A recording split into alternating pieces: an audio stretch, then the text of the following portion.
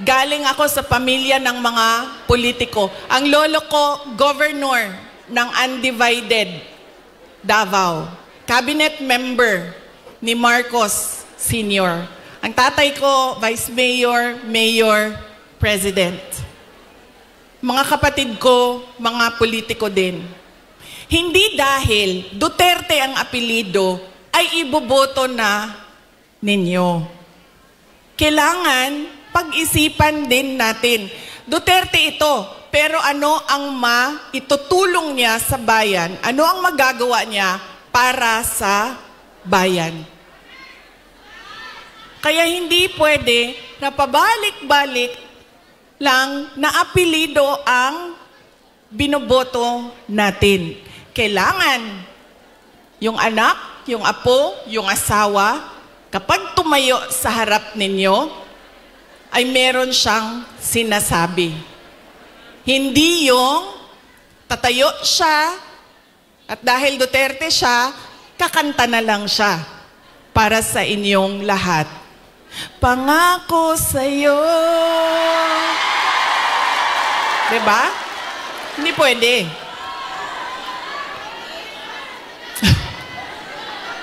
Ma'am, ganyan talaga yan, ma'am. Sa tingin ko naman kasi talaga, totoo, walang forever. Kaya darating talaga ang punto na iwanan ka talaga. Si Ma'am Gemma, ay, shh daw. Shh.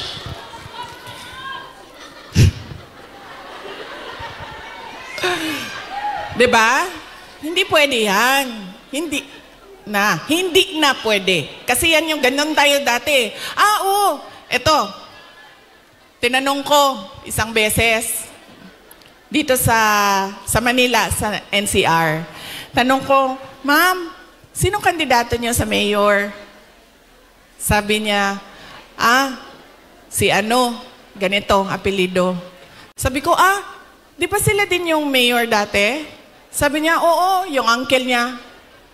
Sabi ko, so bakit yan pa rin ang pipiliin ninyo? Sabi niya, nasubukan na kasi. So, syempre ako, hindi na lang ako nagsalita. Pero nakita ninyo ang ating behavior sa pagpili ng kandidato.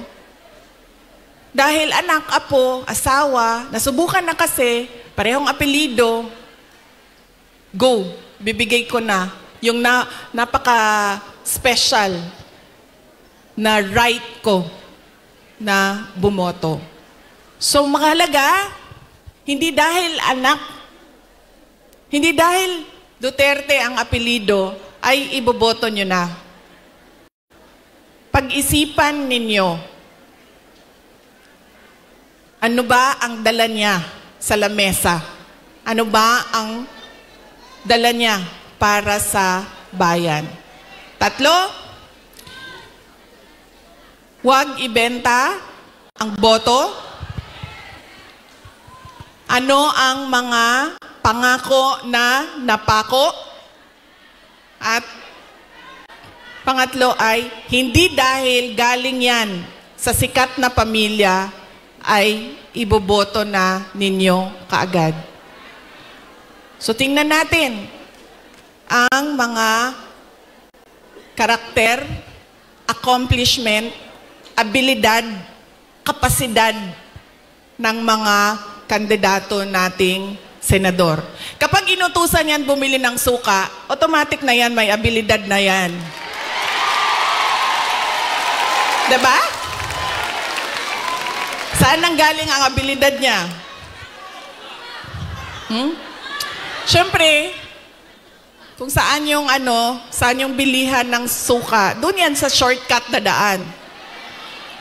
Hindi yan sa sa malayo na daan para mabilis dumating ang suka. Pangalawa, inutusan bumili ng suka. Napadaan sa barkada. So, ang sinabi ay, ayun na ng manggamamba. Kajut lang, ma'am. So, ang sinabi niya ay, Ay, pare, pahatid naman ito ng suka namin sa bahay kasi kailangan yan doon. Dito nang muna ako. 'Di ba? Abilidad. So, mahalaga yan. At kailangan natin pag-isipan itong eleksyon na ito. Kailangan natin baguhin ang ating pagpili ng kandidato. So yan, ang aking mensahe para sa inyong lahat ngayong araw na ito. Mensahe ng pagpapasalamat, mensahe ng edukasyon, at mensahe ng pagbabago kung paano tayo pumili ng ating mga senador. Ay, hindi lang senador, governor, mayor, lahat ng ating mga public officials. So yan po ang aking... Ilang oras yun, ma'am? 1 hour? 1 hour na mensahe sa inyo. Sana ay... Alam nyo, gusto ko lumapit sa inyo.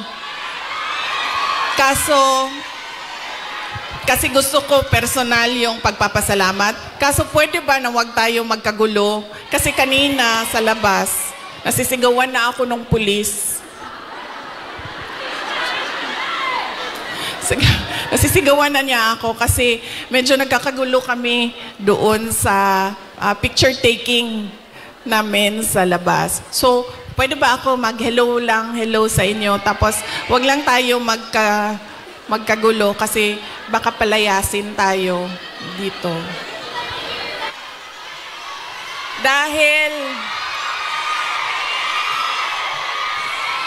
Dahil kayo ay sumisigaw ng Duterte, suspended na kayo lahat bukas.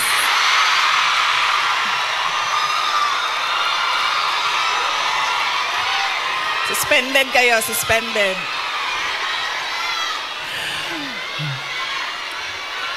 Joke lang.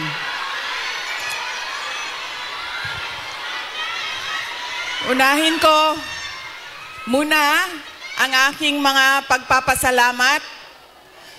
Mga thank you muna dahil baka sa sobrang daldala natin, mamaya sa sobrang pagbibigay ng mensahe ay makalimutan ko ang mga pagpapasalamat. Kaya mabuti nang mauna ang mga pagpapasalamat.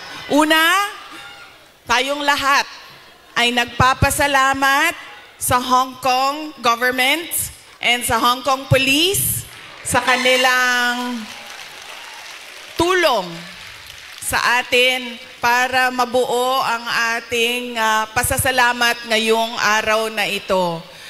We would like to thank the Hong Kong government and the Hong Kong police for their cooperation, for their support to our Thanksgiving this morning on this very beautiful Sunday.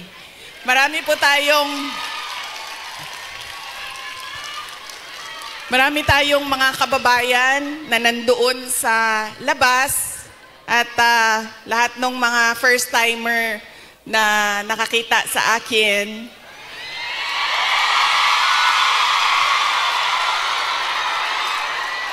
Sabi nila, ang ganda mo pala, bakit mukha kang...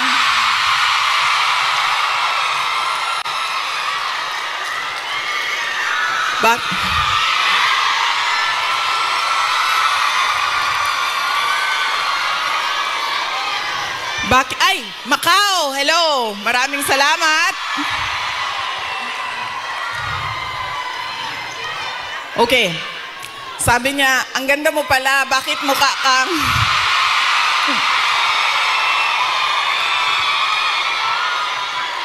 Bakit mukha kang Shrek sa mga picture mo sa internet?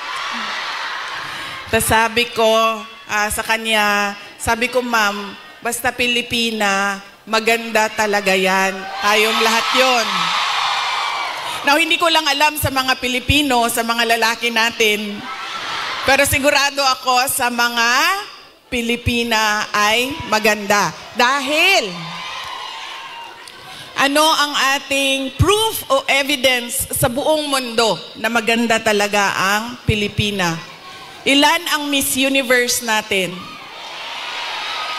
4. 4 ang Miss Universe na winners ng Pilipinas. Kaya ibig sabihin, global ang beauty ng Pilipina. Kaya bago ang lahat, sabihin niyo sa lahat ng kaaway ninyo, Pilipina ako, maganda ako.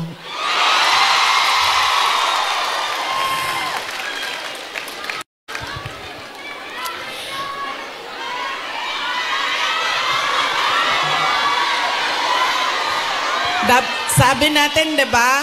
Para sa Diyos, para sa bayan, para sa bawat pamilyang Pilipino. Nauna ang pasalamat ko sa Hong Kong government, pero ang unang pasalamatan natin ay ang Diyos. Para sa araw na ito, para sa magandang araw na ito, at para sa oportunidad, pagkakataon na ibinigay niya sa atin na magsama-sama ngayong March 9 dito sa Hong Kong. Dinala niya tayo lahat dito para sa bayan. Yan po ang pagpapasalamat natin sa ating Diyos. Dahil binigyan niya tayo ng isang araw ulit na magising, mag-ayos, pumunta dito at pag-usapan ang Thanksgiving, pagpapasalamat at pag-usapan ang ating bayan.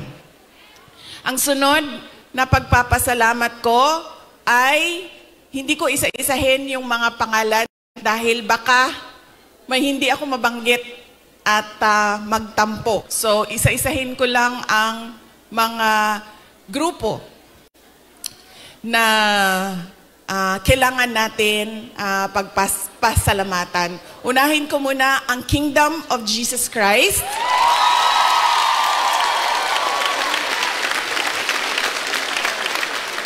Dahil sa kanilang pagod, luha at pawis para mabuo ang ating Thanksgiving ngayong umaga na ito. Ang sunod na kailangan natin pagpasalamatan kailangan ko pagpasalamatan ay kayong lahat, mga kababayan namin, mga kababayan namin dito sa, ang iba galing pang Pilipinas, marami tayong mga bisita na galing Pilipinas, galing Hong Kong, galing Macau, meron pang galing sa China, at merong galing Japan.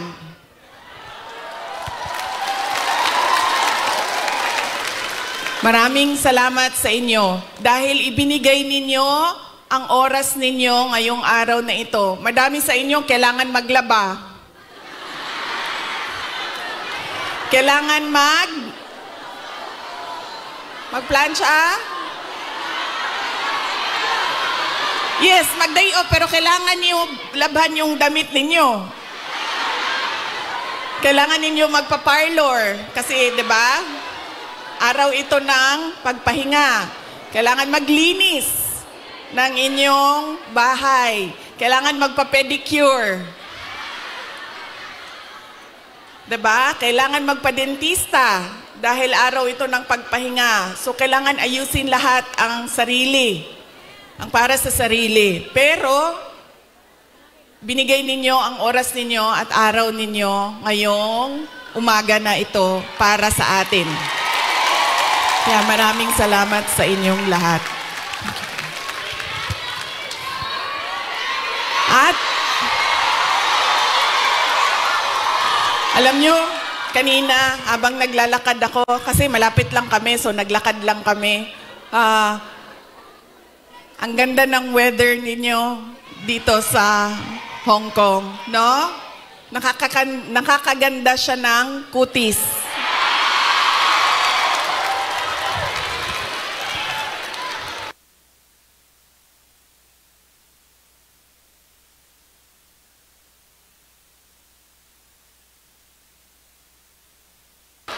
Anong sabi namin na nakatira sa Pilipinas at yung mga nakatira sa mga kababayan natin sa Middle East? Sana all. Sana all malamig ang tinitirhan. Sana all maganda ang kutis.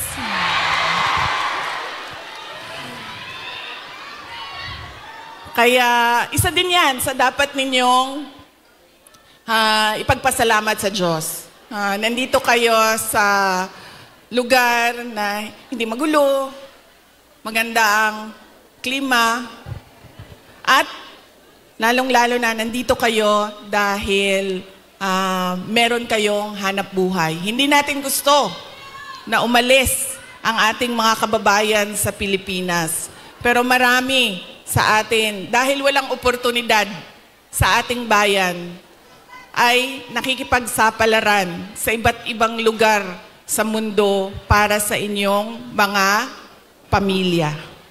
Kaya yun ang sunod natin na pagpasalamatan, yung ating mga mahal sa buhay. Bawat pamilyang Pilipino, kailangan natin magpasalamat sa kanila dahil binibigyan nila tayo ng lakas, sinusuportahan nila tayo, at tinutulungan nila tayo sa ating pakikipagsapalaran sa ibang lugar. Ayaw nila na umalis kayo, ayaw nyo rin na iwanan sila. Pero kailangan natin gawin dahil kailangan suportahan ang ating mga pamilya. Okay? Pagpapasalamat ulitin ko sa Diyos, sa Hong Kong government, Hong Kong Police, sa KOJC, sa inyong lahat, mga kababayan namin na nandito, at syempre kailangan natin pasalamatan ang PDP Laban. Parang tinanggal na ata nila ang laban, no? PDP na lang, no? Opo.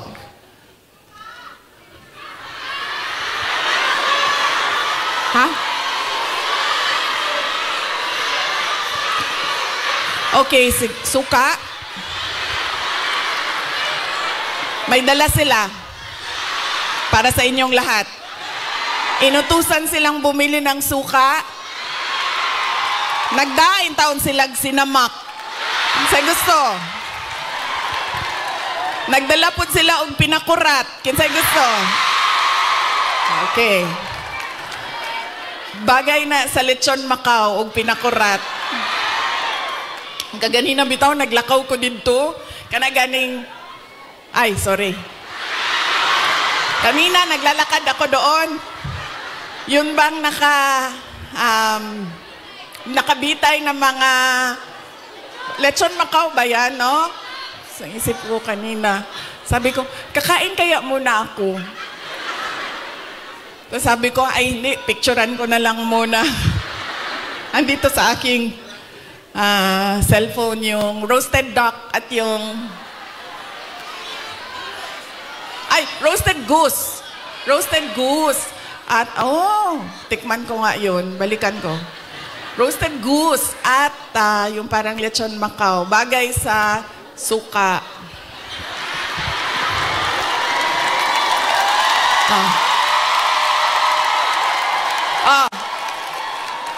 Ano pa ang bagay sa suka? May oras pa ba ako? Bigla na lang ako paalisin dito. Ano pa ang bagay sa suka? Ang ating chorizo longganisa. Diba? Bulad. Chicharon. Mangga. Mangga at suka. Kinilaw.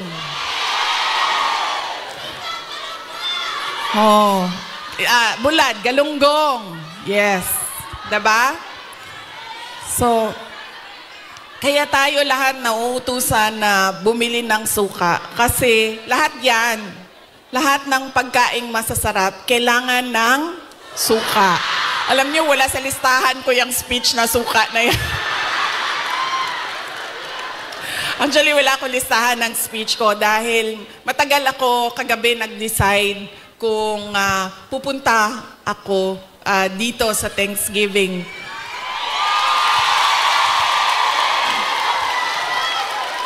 Kaya wala akong listahan ng speech. Pero yes, alam nyo, marami siguro sa inyo ang nautusan na bumili ng suka at mantika. Mantika, suka, ganyan. Noong kayo ay bata pa. Opo.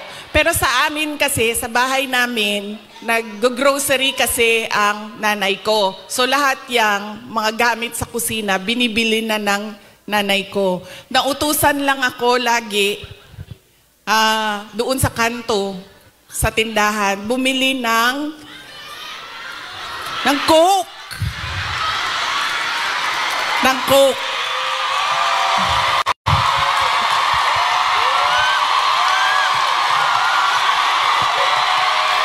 I'm sorry.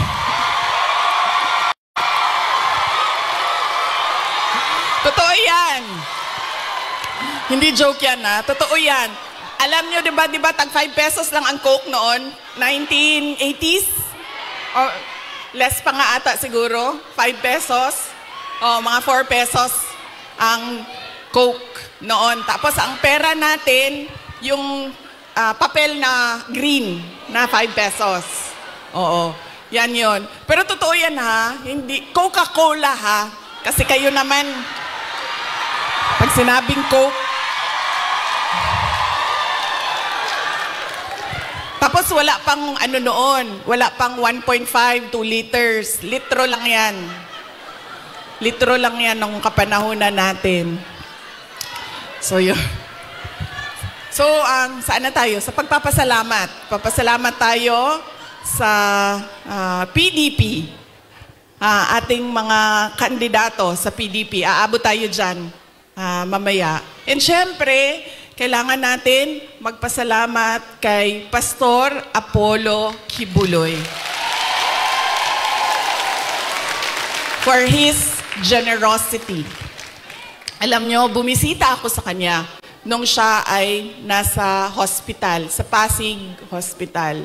Sabi niya sa akin, kung hindi ako nakulong, kung hindi ako inoppress, pinahirapan, hindi ko maisip na tumakbo para tumulong sa mga nakakulong, sa mga pinapahirapan at sa na-oppress.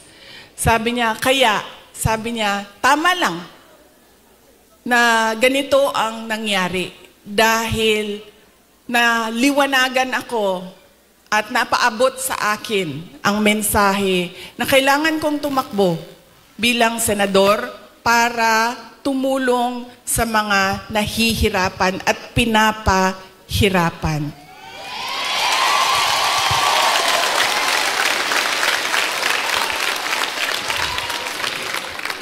Sabi din niya sa akin, sabi niya, ikaw, kahit anuman ang sabihin man nila na kasalanan mo ang lahat ng ito, Inday Sara, sabihin man nila, kasalanan mo ito dahil hindi ka tumakbong Pangulo. Pero sabi niya, ayaw na.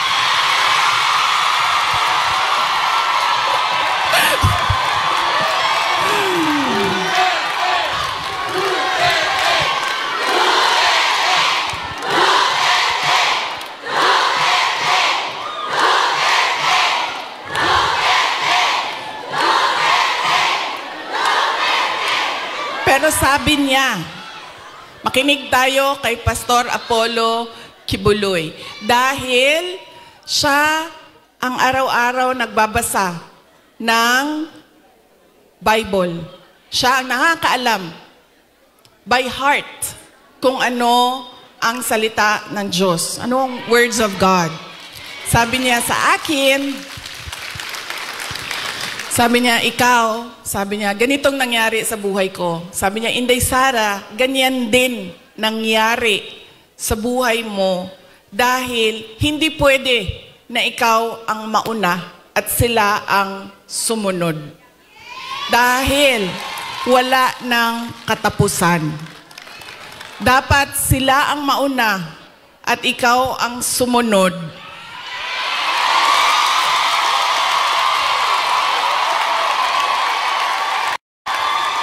Para matigil na at hindi na paulit-ulit ang kahirapan sa ating bayan. Kaya nung sinabi niya sa akin yon, hindi na masyadong masakit. Masakit pa rin sa akin pag nakakarinig ako ng kasalanan mo yan lahat, Inday Sara.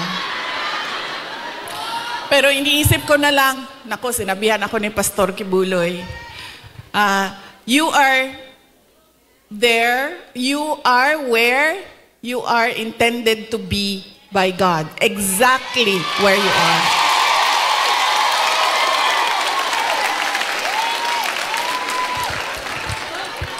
So yaan po, hindi pa, alam mo, hindi pa ako nangalahati sa pagpapasalamat ko kaya bilis-bilisan natin. Hanggang anong oras ba ako pwede, sir? Go lang daw. Go.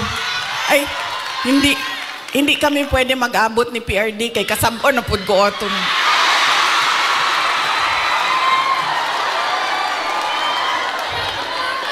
Kibaw mo nang nagsayo ko. Tagalog din. Alam nyo, bakit ako nandito ng maaga? Gumising talaga ako ng maaga. Ang alarm ko, 6:30 a.m., 7 a.m., 7:30 a.m., 8 a.m. 4 yung alarm ko. Para hindi kami mag-abot ni President Rodrigo Duterte. Kasi pagagalitan na naman niya ako sa mga pangyayari. No, hindi naman siya nagagalit. Actually, mabait. Kumalma na si PRD nung medyo nagka-edad na siya. Mahal ko kayo.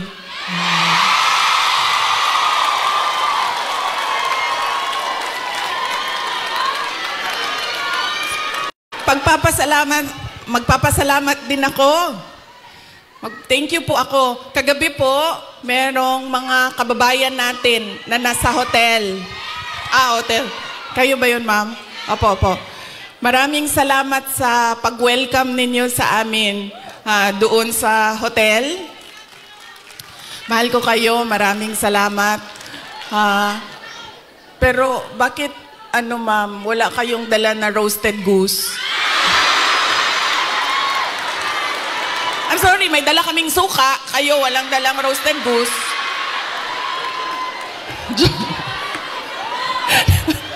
Joke lang.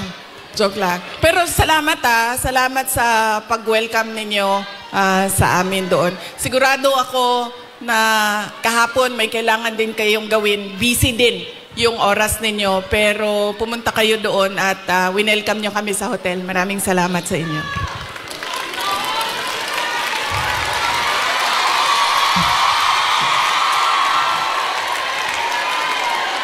Ang sunod ko po na pagpapasalamat ay personal po sa akin.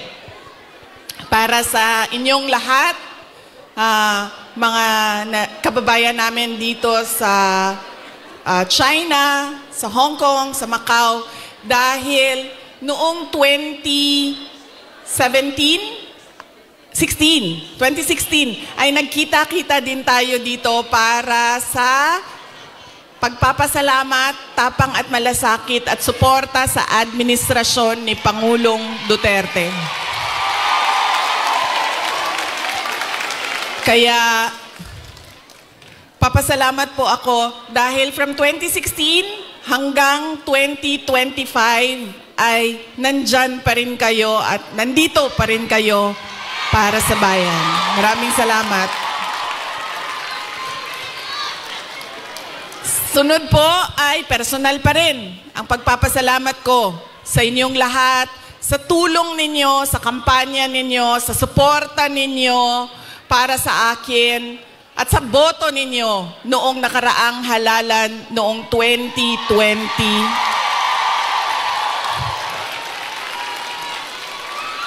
At sa susunod na halalan sa 2020, joke lang. Joke.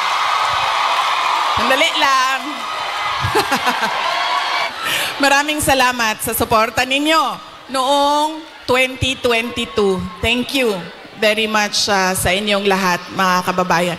Alam nyo, una ko pong naramdaman na mukhang mananalo ako sa eleksyon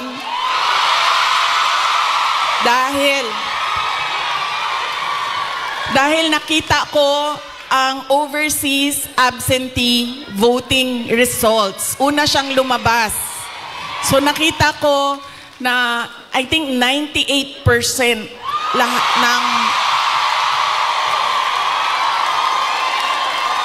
ng OFW votes ay para sa akin. Kaya doon ko naramdaman na parang baka siguro manalo ako.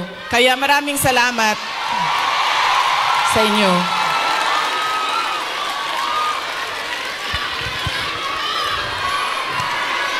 Ang susunod ko po na pagpapasalamat ay sa akin pa rin, para sa inyong lahat, sa suporta ninyo sa aking mga kasamahan, sa aming trabaho, sa programa at proyekto ng Office of the Vice President. Maraming salamat po sa inyong lahat. Dahil kayo lang po ang sumusuporta sa OVP, ang buong gobyerno po ay iniwanan na po ang OVP.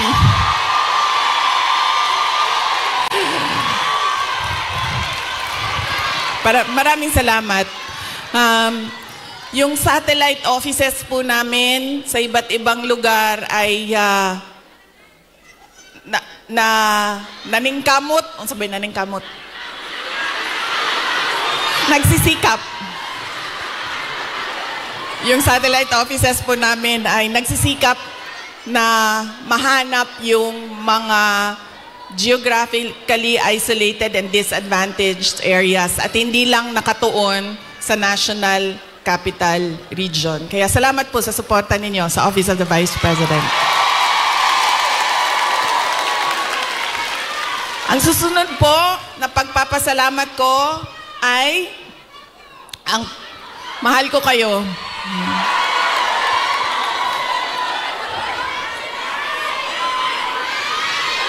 Kaya po hindi ako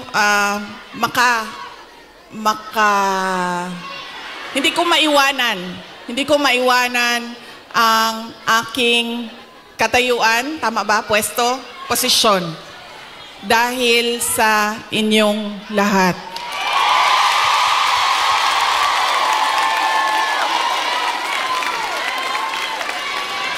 Ang sunod na pagpapasalamat ay mula po sa aming pamilya, ang pamilya Duterte. Napakalaki po ng utang na loob namin sa inyong lahat.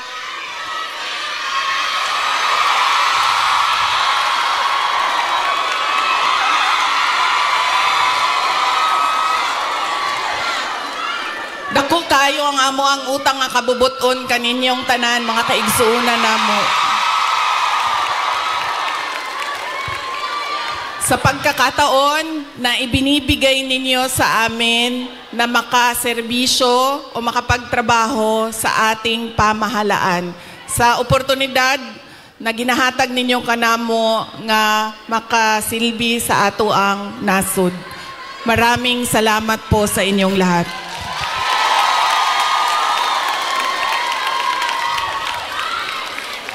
Okay, so yan na po ang aking mga pagpapasalamat. Meron pa ba akong hindi na Maraming salamat, ma'am. Ang sunod ay lilipat na po ako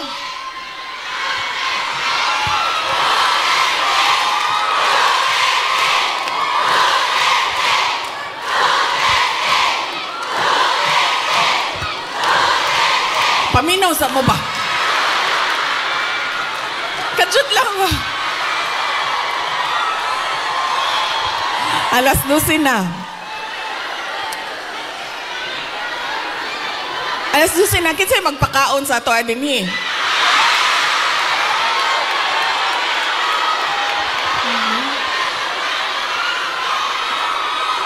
May pagkaon. May Jollibee. May Jollibee daw, sabi ni ma'am.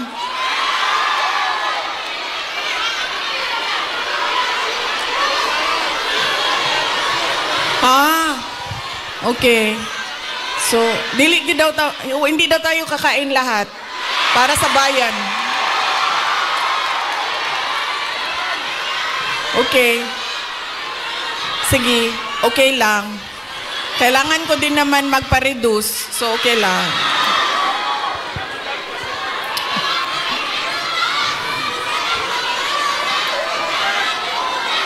Ma'am, darating tayo dyan sa ayuda na yan, ha? Wait lang. Kasi, tuloy-tuloy ko na, ha? Ang susunod ko po ay ang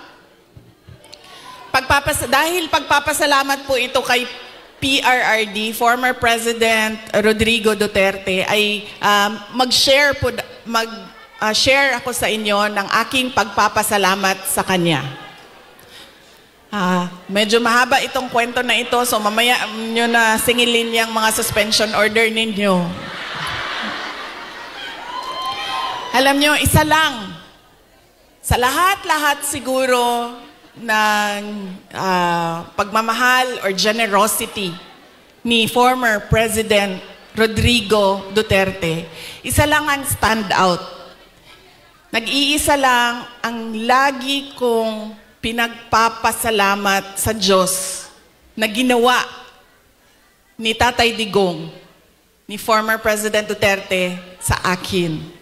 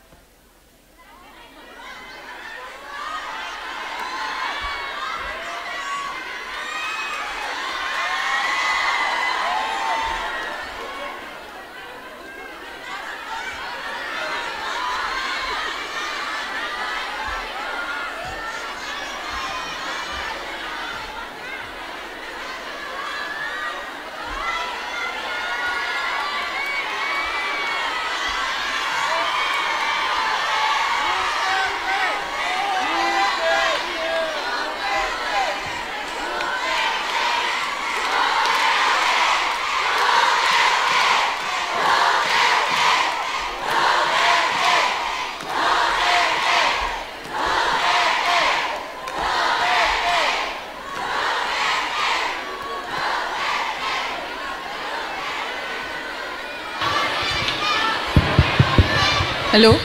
Okay na? Sir, pakihanap nga yung inutusan ni Marcos na patayin yung aking...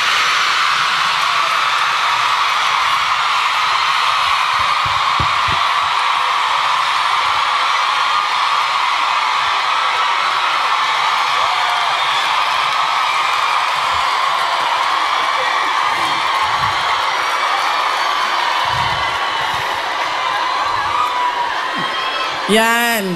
Dahil sa mga ganyan, nakakasuhan ako eh.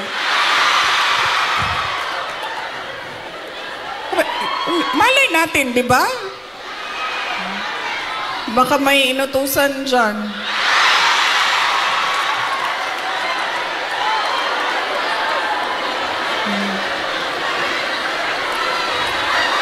Okay. Isa lang. Paulit-ulit yan pag napapaisip ako sa tatay ko. Binigyan halaga niya at inulit-ulit niya sa akin ang kahalagahan ng edukasyon. Hindi niya ako tinigilan. Alam nyo, si PRD, yun pong mga nasa harap, kailangan nyo po umupo kasi hindi makakita yung nasa likod. Hindi siya tulad ng tatay ninyo na malambing, mapagmahal. Hindi ganyan ang tatay ko. Ang tatay ko galing siya sa generation na laging galit. 'Di ba? Sino yung may mga magulang na yung generation na laging galit?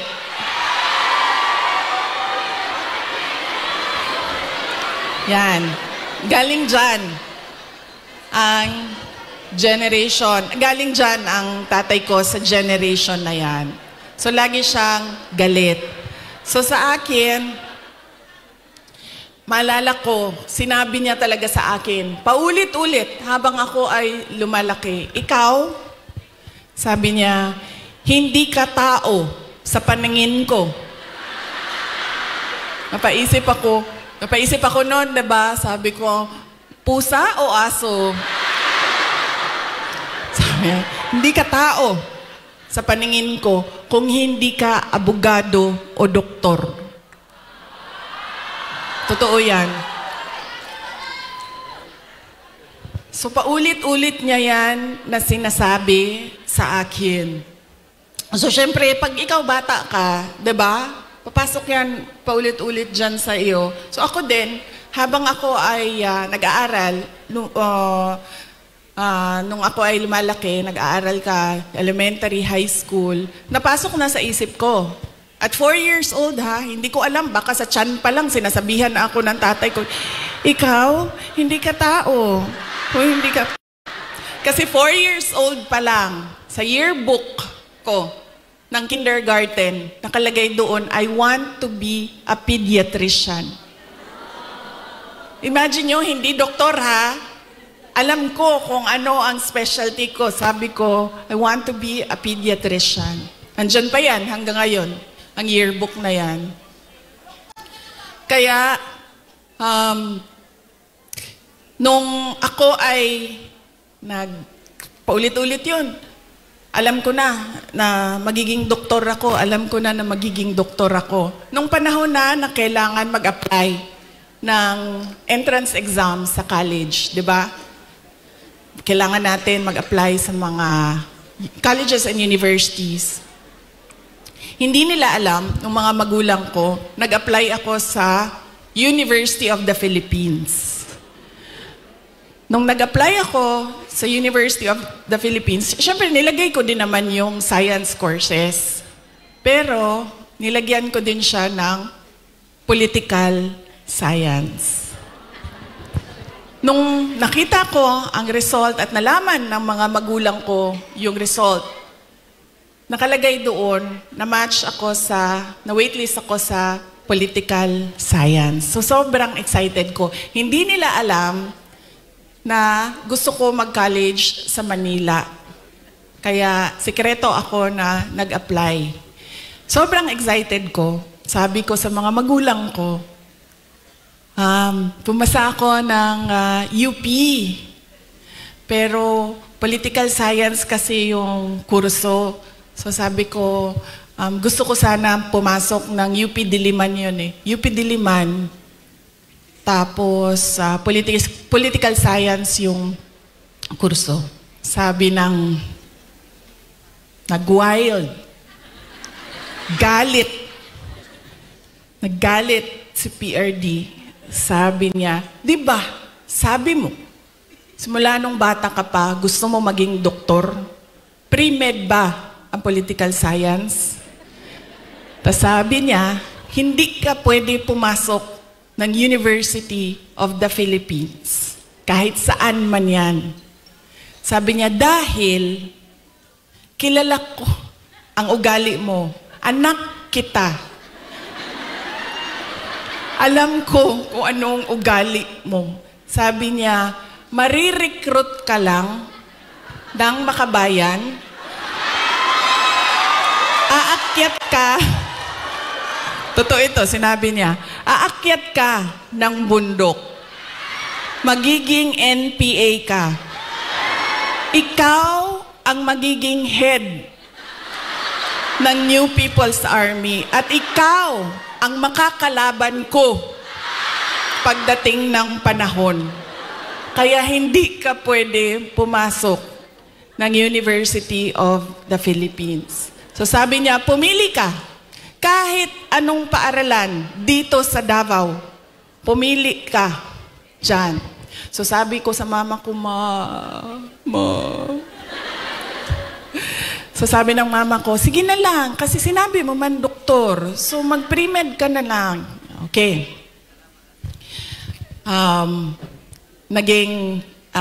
Nag-pre-med ako. Tapos, syempre, papunta akong doktor, so binilisan ko yon, natapos kaagad ako. And then, ito na. Mag-medicine na. Sobrang excited si President Duterte na magpapasok na ako ng medicine proper. Siya ang pumili ng paaralan. Siya ang pumili kung saan ako titira. Tapos, pumunta na lang siya sa akin at sinabi niya na, ayan na, may school ka na-enroll ka na, may bahay ka na, pumunta ka na lang doon ng ganitong date. So pumunta ako doon. Pagdating ko doon, kompleto na. May kama na ako, may washing machine, may refrigerator, may kotse pa. Ganyan siya ka-excited. Sige ma'am, ipa-adapt kita sa tatay ko. Huwag ka mag-alala. Ganyan siya ka-excited noong ako ay medicine na. Tapos, syempre, hindi naging successful yung aking pagpasok sa School of Medicine. 1 taon pa lang, 1 year, actually 1 sem pa lang. First sem pa lang, alam ko na parang fish out of water. Alam nyo yung, bakit madali para sa kanila, nahihirapan ako. Sobra. Tapos dumating ang second sem na halos hindi na ako pumapasok. So kinabahan na ako. Kasi, di ba sa probinsya, di ba sa Atua, pagpadala ka sa Manila kasi ako nag-med school, pag ipadala ka sa Manila, parang malaking send-off yon. Congratulations sa anak ko, graduate ng ganito. Congratulations at magiging doktor yan. Class off. Ganon, diba? So ako, syempre kinabahan na ako kasi hindi ako makakauwi. Pinadala ako sa Manila para maging doktor. Tapos uuwi ka, drop out. Nag-apply ako ng, naisip ko pa noon, nung pinag-iisipan ko ang kapalaran ko, sabi naman ng tatay ko, doktor daw o abogado. So dito na lang ako sa abogado.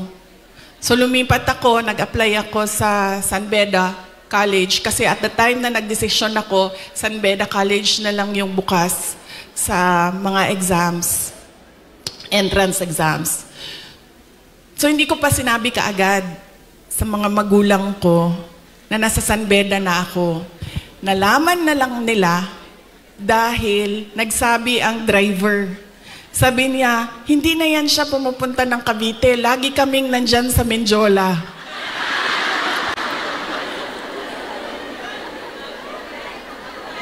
Nung nalaman niya na nasa law school ako, sobrang, I think mas masaya siya nung nalaman niya. Mas masaya siya, mas excited siya noong ikumpara ko nung papasok ako ng med school, nung nalaman niya na nag-apply na ako ng law school. Tapos, syempre sinabi ko sa inyo, di ba, hard love. Hard love yung generation ng parents natin, mga magulang natin. So, nung mga panahon na nag-aaral ako sa law school, may mga panahon na papagalitan din ako na sinasabi niya sa akin, alam mo, kung hindi mo ayusin yung law school mo, magiging kabit ka lang ng politiko.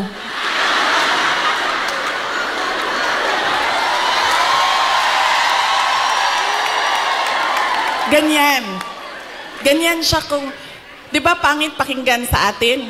Pero ganyan yung style niya para idikdik sa'yo na mag-aral ka. Tapos meron pang isang beses na sinabihan niya ako, alam mo, kung hindi ka mag-aral ng mabuti, magiging halaman ka lang dyan sa gilid. Ganyan yung force by which he emphasized into my brain that I need to become a lawyer. So nung pumasa na ako ng bar, doon ko nakita ang pagbabago sa magulang ko. Hindi sa nanay ko dahil ang nanay ko sobrang supportive nun. Kahit maging halaman ako, didiligan ako nun eh. Ganyan kabait ang nanay ko. Diba? Pero nung nakita niya yung grade ko sa bar exams at nakita niya na mas mataas yung grade ko sa bar exams kesa sa kanya nung tatay ko. At hindi lang 0.1, 0.2, 0.3. 5 points ang layo namin sa grado. Doon siya nagbago. Parang naging tao na ako sa paningin niya. Lalo pati, pag every time nababanggit yung grade sa bar, hindi na siya talaga nagsasalita. Tapos lagi ko pa sinasabi sa kanya, sabi ko, partida yan pa ha, kasi hindi ako nag-aral eh. Kung nag-aral ako, top-notcher ako eh.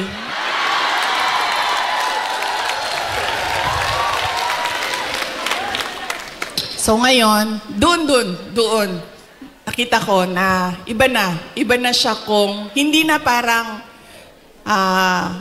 anak ka lang, hindi na parang pantay na kami.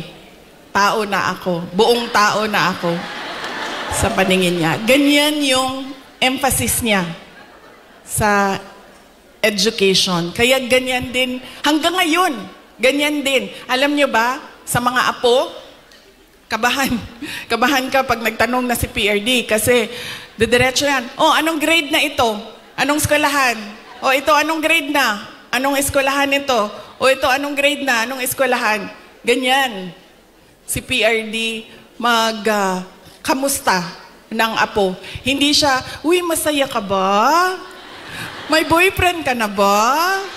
May girlfriend ka na? Saan mo gusto kumain? No. Pag makita niya, anong grade na? Anong eskwelahan? Anong grade na? Anong eskwelahan? Okay. Nag-aaral? Okay. Ganon pa rin. Ka-hardliner siya sa education. So yan yung talaga, pinagpapasalamat ko sa kanya. Dahil kung hindi ako naging abogado, lalo pati yung mga pinagdaanan ko ngayon, hindi ko siya, kasi ngayon naiintindihan ko kung ano yung pinagdadaanan ko. Siguro kung hindi niya pinilit,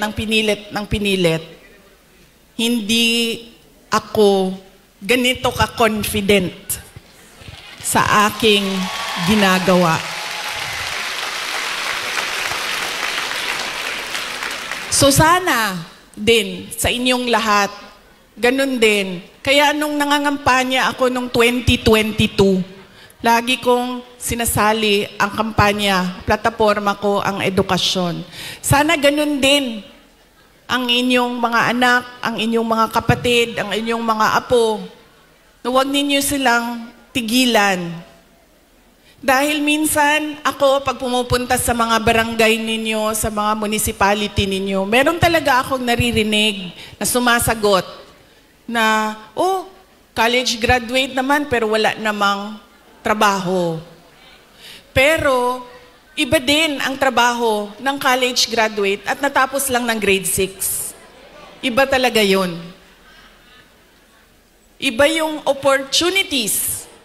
oportunidad na dumadating sa mga nakapagtapos kesa natapos lang ng grade 3, grade 4. At madami yon. Madami yan sa ating bayan ngayon. Na pagdating ng high school, ay sinasabihan yung mga anak, kailangan mo na magtrabaho, tumulong sa pamilya. Kaya dapat, wag nating tigilan ang ating mga anak. Paulit-ulit talaga yan. Edukasyon ang susi ng pagbabago ng buhay nila.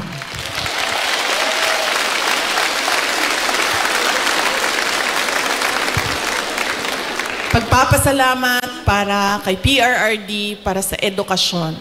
Ang susunod po ay ang pagpili natin ng kandidato sa 2025,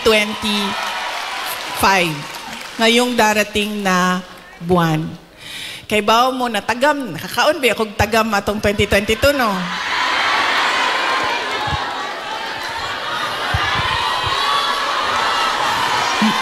Yan lagi ang, meron pa isang beses,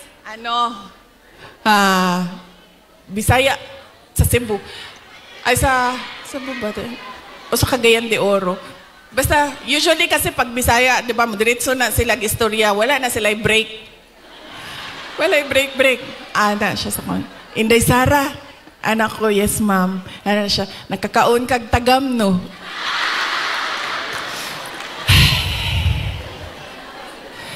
Ana na lang ko sa iya, ha. Sagdi na lang, ma'am.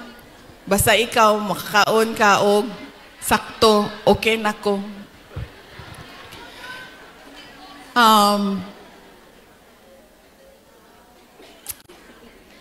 Ayaw ko kasi, masakit sa akin ang sabihin ang sorry sa inyong lahat. I-explain ko na lang. Kasi alam nyo, kahit saan ako pumunta, sabihin ko sa inyo, sa Samar, ito talaga mga maalala ko eh. Samar, Pangasinan, Batangas. Dito sa Mindanao, sure na moingon na siya, moingon na gina sila o imuhaning sala tanan. Wa na nay lali sa Mindanao. Bago lang, saan yun? Bago lang. Parang kahapon ba yun? Ay, kahapon! Kasi dinala ko yung guest ko sa Disneyland. So na ay mga taga Cebu. Ana ang mga taga Cebu. Kibaw ba ka Inday Sara no? Nabudol ba may tungod nimo?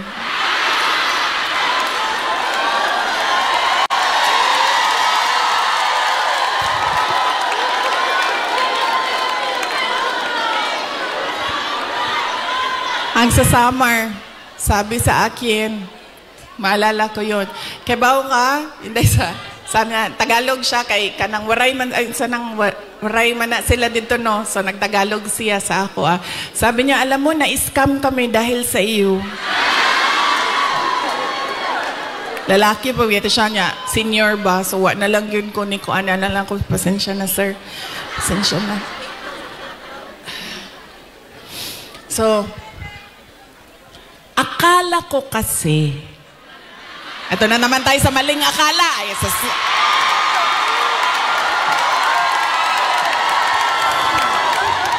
Hindi totoo ito. Akala ko kasi, gusto niya ng mas magandang bayan, mas maayos na Pilipinas kung ano yung pinagdaanan natin noon.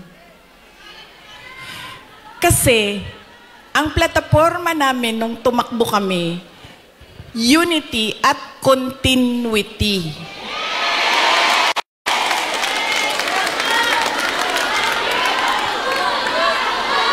Nabudol lagi.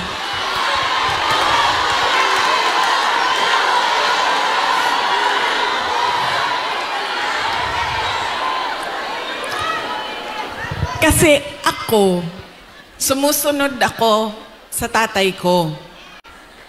Ibig sabihin, sa trabaho ba? Sumusunod, hindi ako sumusunod sa tatay ko sa personal. Kaya nga ako nagtatago, di ba? Sumusunod ako sa trabaho. Nag-mayor siya. Nag-vice mayor siya. Nag-vice mayor ako. So, ang ginagawa ko, there has to be something, added value ba? Value added sa iyo. Diba?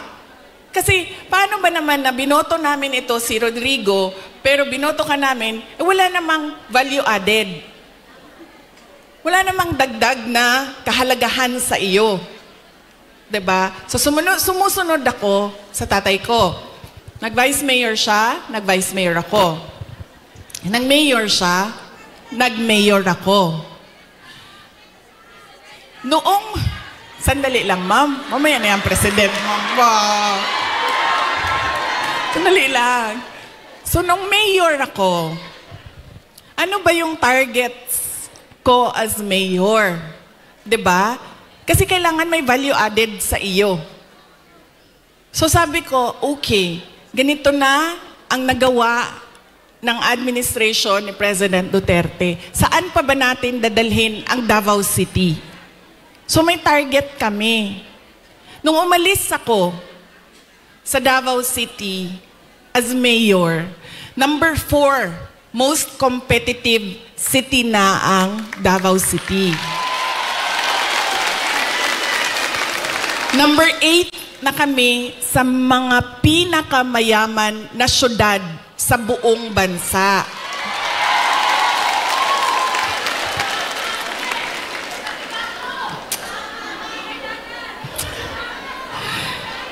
Insurgency-free na ang Davao City. Alam nyo, buong term ni PRD, hindi niya natapos talaga yung problema ng Pakibato.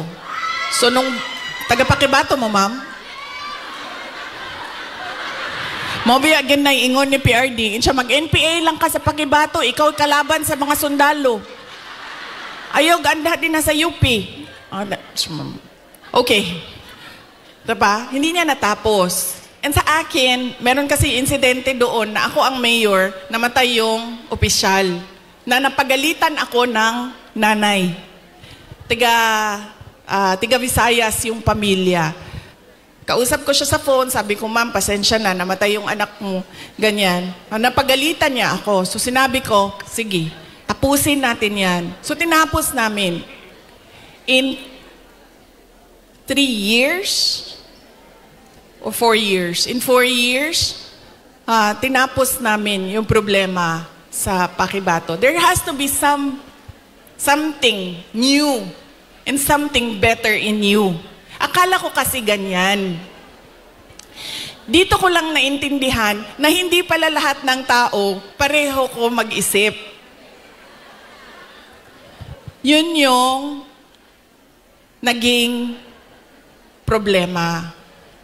So yun yung kailangan ko ihingi ng pasensya sa inyong lahat.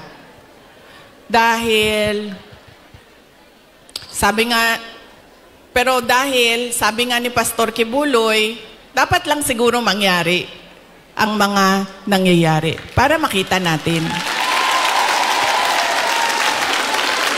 Kawawa lang siguro ang mga tao, ang bayan, pero if we talk about the divine, maybe there is a reason for what is happening. So yun yun. Ngayon, pipili na naman tayo ng mga opisyal ngayong Mayo. Ano ba ang problema natin, mga botante? Ang problema sa atin, ang pinipili natin ay paulit-ulit ba? Pabalik-balik lang. Mahilig tayo sa sikat. Mahilig tayo sa magaling kumanta, sumayaw dito sa stage. Mahilig tayo sa nagpapa-amuse, nagpapatawa sa atin. At mahilig tayo sa hindi natin tinitingnan kung ano ba yung karakter, totoong karakter ng tao sa likod ng mukha niya sa TV. Ganyan tayo. Ang ugali ng mga Pilipinong botante. Kaya siguro dapat sa darating na halalan, pag-isipan na natin ang ating iboboto. Sabi ko nga sa inyo, nadala na ako, na-scam na ako, nabudol na ako. Hindi ako mag-endorso ng kandidato. Kasi baka pagkatapos ng eleksyon, sasabihin nyo na naman, naskambay ang Inday Sara dahil sa iyo. Ang gagawin ko para sa inyo, sasabihin ko, ano ba ang kailangan nating gawin as voter? Ano? Una, huwag natin ibenta ang boto natin. Diba? Ngayon, legitimate na ang vote buying. Nakatago siya sa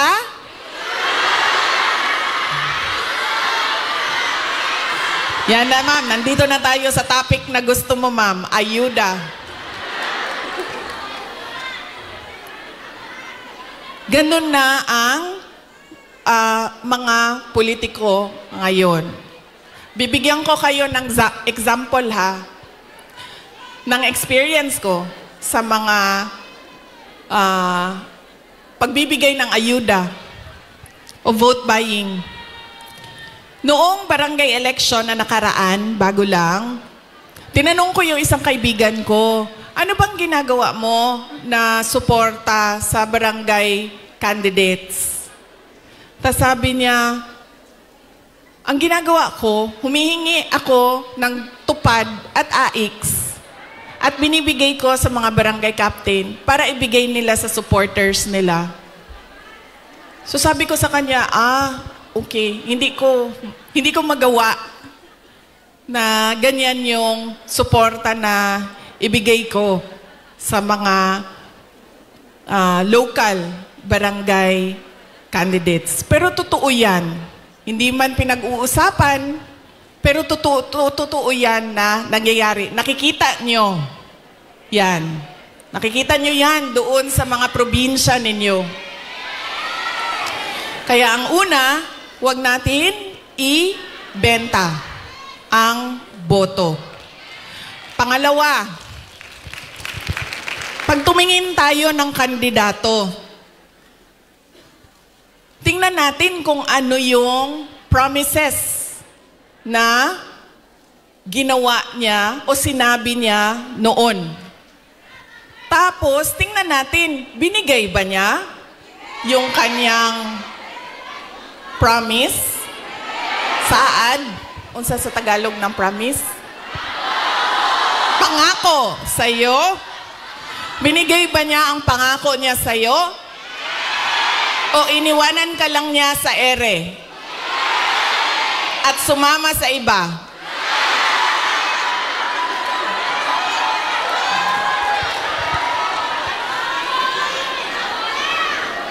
Ganyan. Ang pangalawa, na kailangan natin isipin. Itong kandidato na ito, paulit-ulit ko na to binoto, ha? Ano ba sinabi nito noon? Ano bang nagawa niya? Ano bang rason niya? Bakit hindi niya nagawa? At ano yung mga totoong nakikita ko na nagawa na? Yan yung pangalawa. Pangatlo, ito talaga. Wala sa buong mundo ang makakakontra sa akin, kahit isa, nito. Dahil ako ay produkto din ng political dynasty.